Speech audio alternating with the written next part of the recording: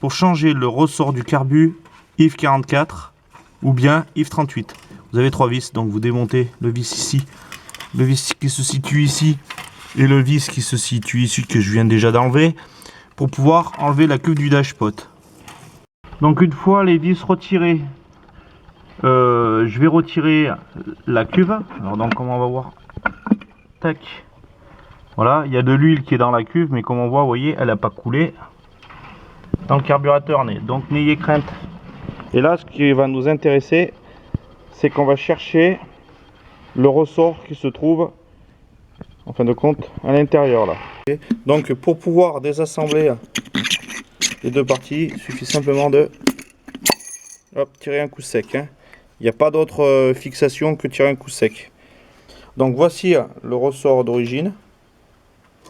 Et voici un ressort rouge que je vais mettre à sa place. On constate qu'il est un peu plus long. Ici, le ressort rouge. On voit pas grand chose. Ici, le ressort origine.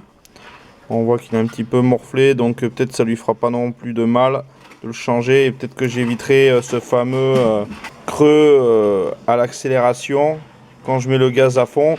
Ça me fait en fin de compte comme si j'ai pas toute la puissance, donc il faut relâcher un petit peu l'accélérateur, sans doute parce que j'ai ceci là qui monte trop vite.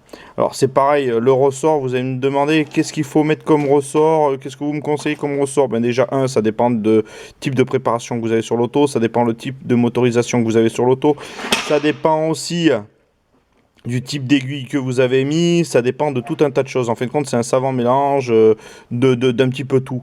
Moi, je vais essayer pour ma part le ressort rouge. Peut-être que le ressort jaune sera mieux, mais bon, pour ça, il faudrait que je le teste. Ça m'étonnerait que le ressort vert, vu la modification du moteur qu'il y a, c'est-à-dire je suis qu'en stage 1, ça m'étonnerait que le vert sera de grande utilité. Toutefois, le rouge, je pense qu'il y aura un léger mieux, donc c'est à voir, puisque j'ai changé l'aiguille qu'on a vu d'ailleurs sur un autre tuto.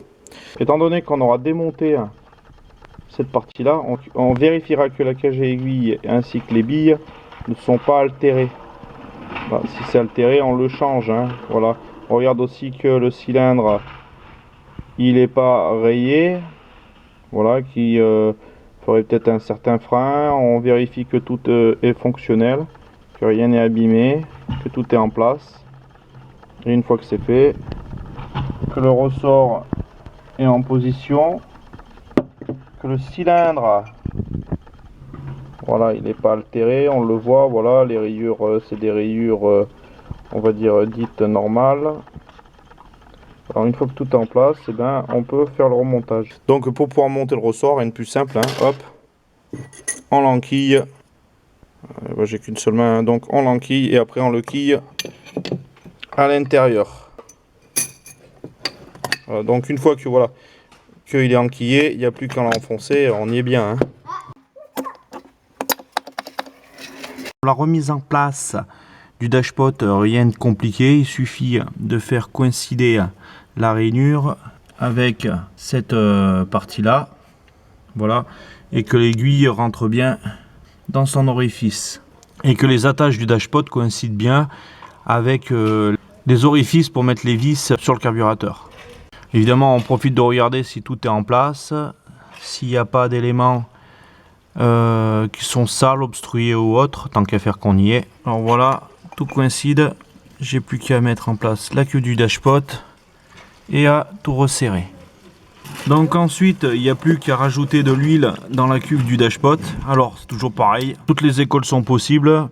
Il y en a qui vont vous dire il faut mettre de la 20W50, il y en a qui vont vous dire il faut mettre de l'huile de machine à coudre, de ci, de là. Moi j'ai tout essayé comme type d'huile, j'ai jamais vu aucune différence. Donc là en l'occurrence j'ai de l'huile protection Téflon, voilà, sous la main avec son...